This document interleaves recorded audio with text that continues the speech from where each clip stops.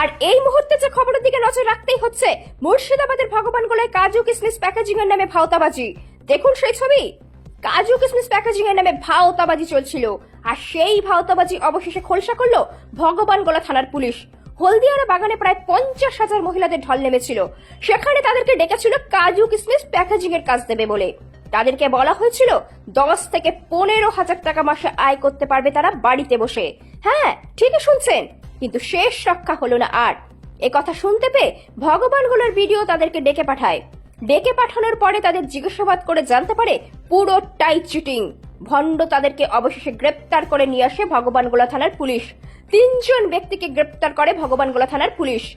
এই মিলন বন্ধু কমিটির যে হেড ছিলেন তাদেরকে গ্রেপ্তার করে নিয়েছে ভগবানগোলা থানার পুলিশ, এবং পুরো বিষয়টি খতিয়ে দেখছে কতটা সত্য আছে এই বিষয়টিতে। বিভিন্ন এলাকার গোষ্ঠীর মহিলাদের কাছ থেকে আধার কার্ড, ব্যাংকের বই, ভোটার ছবি নিয়ে রেখেছেন কাজু কিশমিশ প্যাকেজিং করতে দেবে বলে।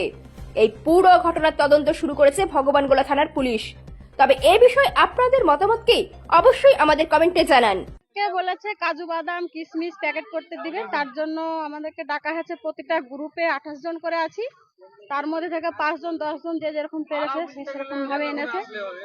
আর আমরা ইসলামপুর থানা গ্রাম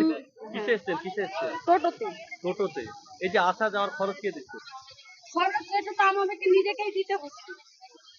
আমাদেরকে যে কেউ দিবে এরকম তো আস্থা দেয়নি, বলেছে নিজের খরচে আসতে হবে, সেটা আমরা নিজের খরচ করেই এসেছি। কতটা আশাবাদী?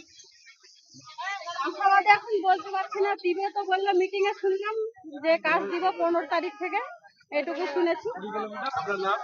আমার নাম লিপিকা চৌধুরী, বাড়ি চাপড়া।